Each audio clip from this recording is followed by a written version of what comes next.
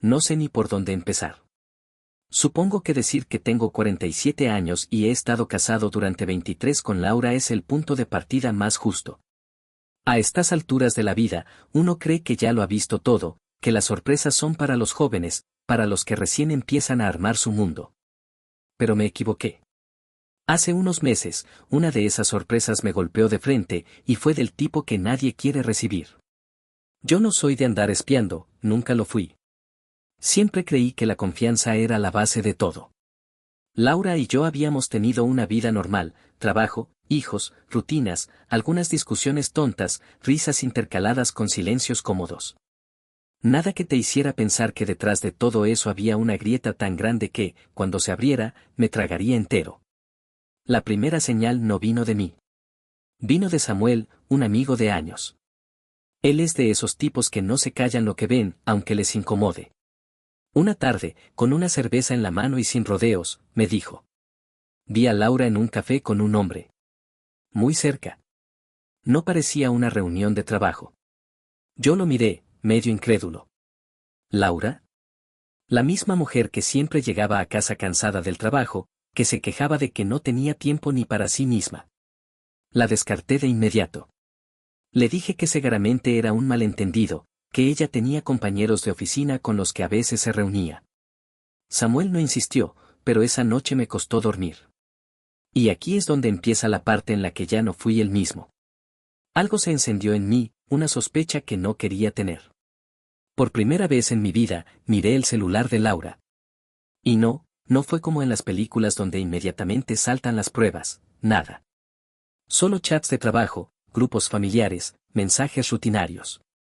Pero ese nada no me dio paz, al contrario. Fue como si ella hubiera barrido las huellas antes de que yo llegara. Unos días después, tomé una decisión que jamás pensé que tomaría, contratar a alguien para averiguar. Sí, un investigador privado. Yo, que siempre me había considerado un hombre sensato, de pronto estaba pagando por seguir a mi esposa.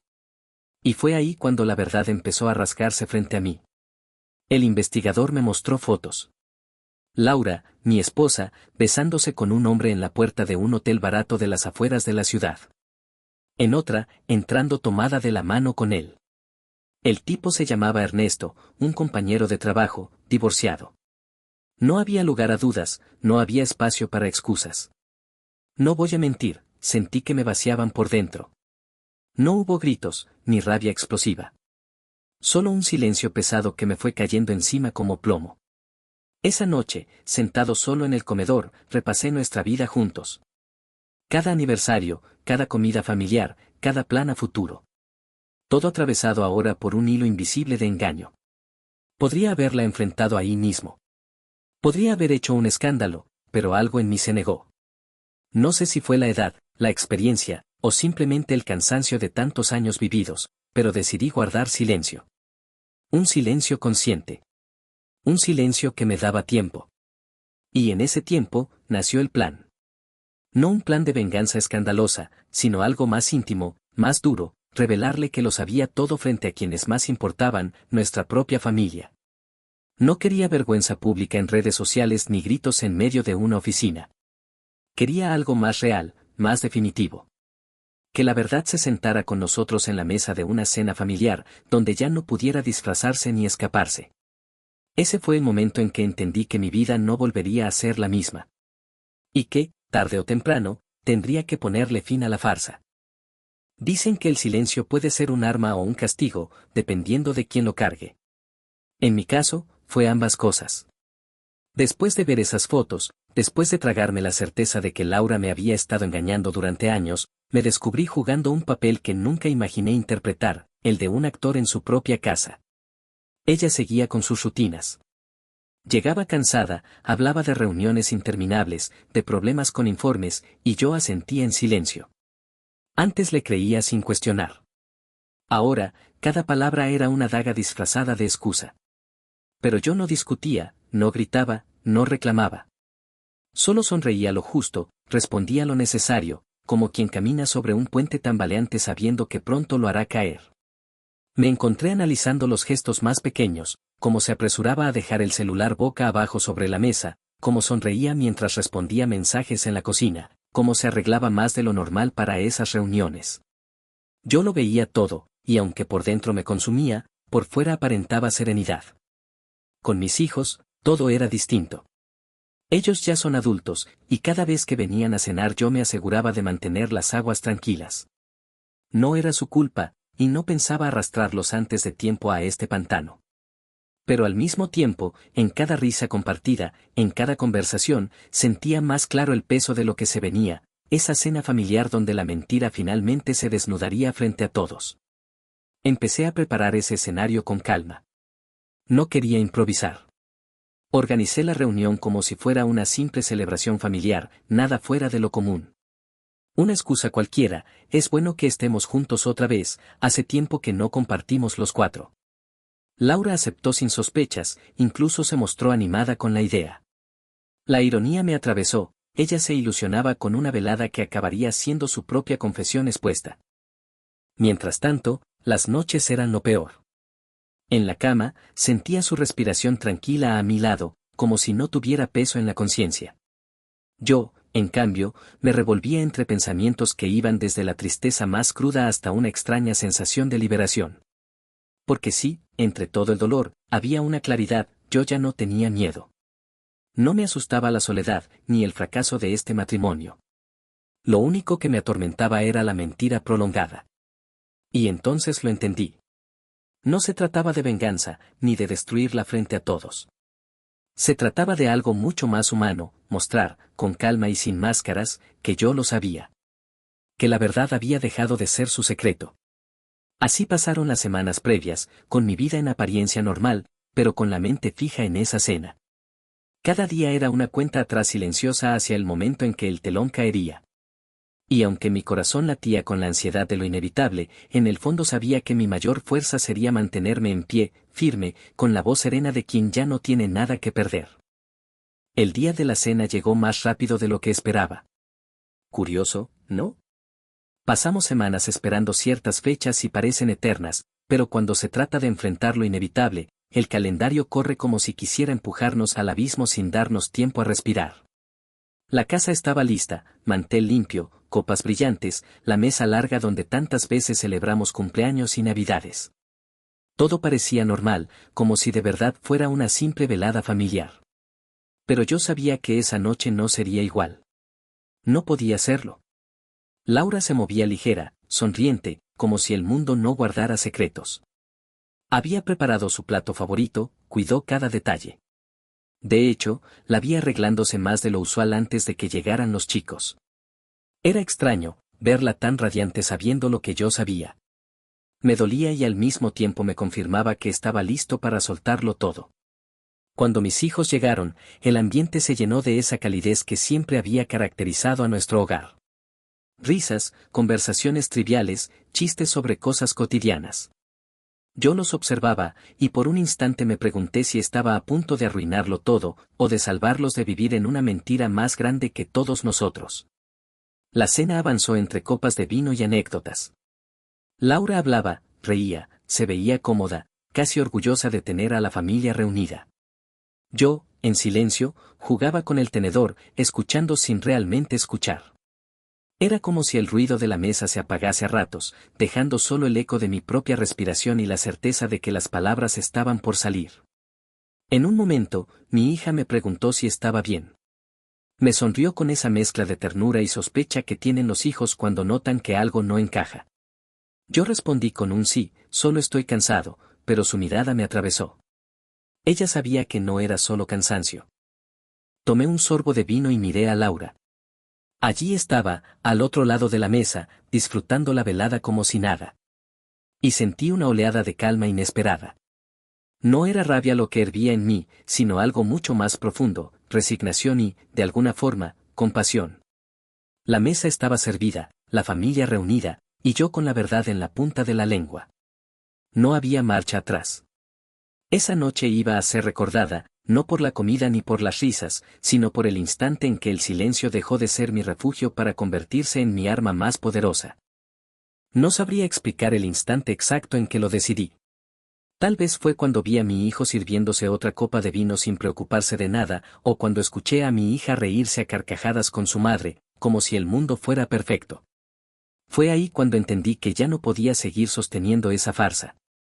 Dejé el tenedor a un lado. El sonido metálico contra el plato hizo que todos me miraran por un segundo.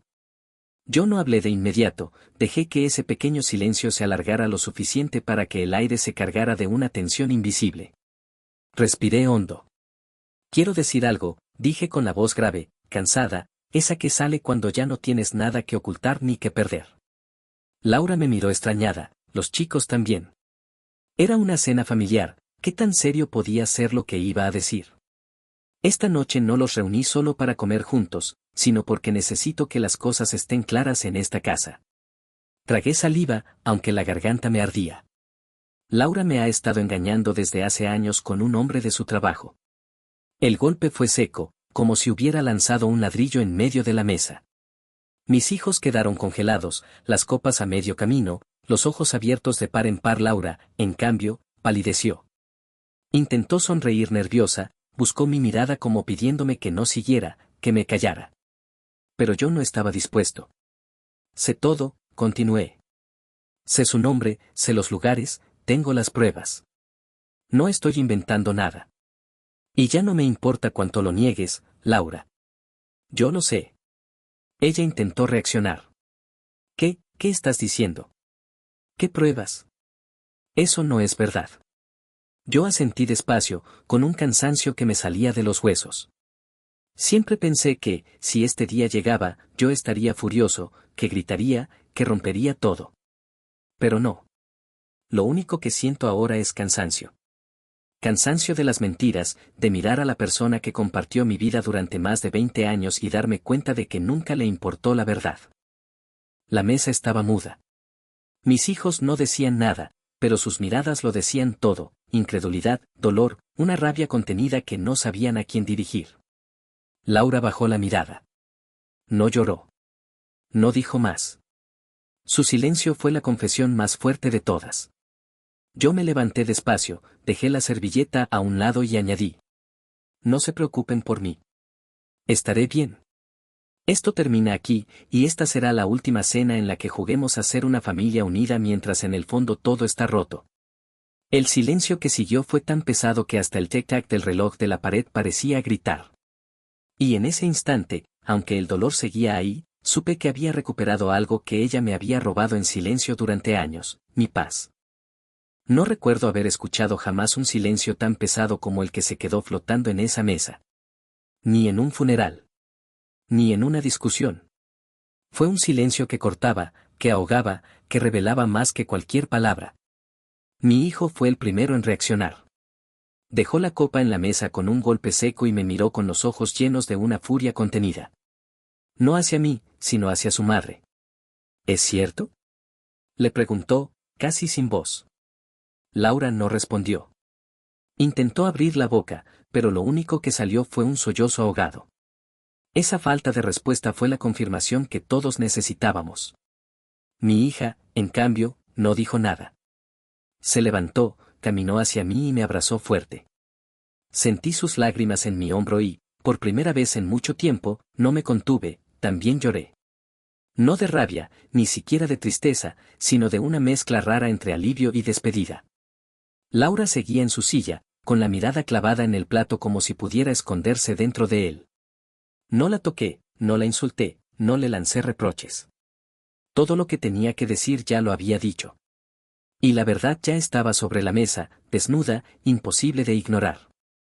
Se terminó, fue lo único que añadí antes de levantarme.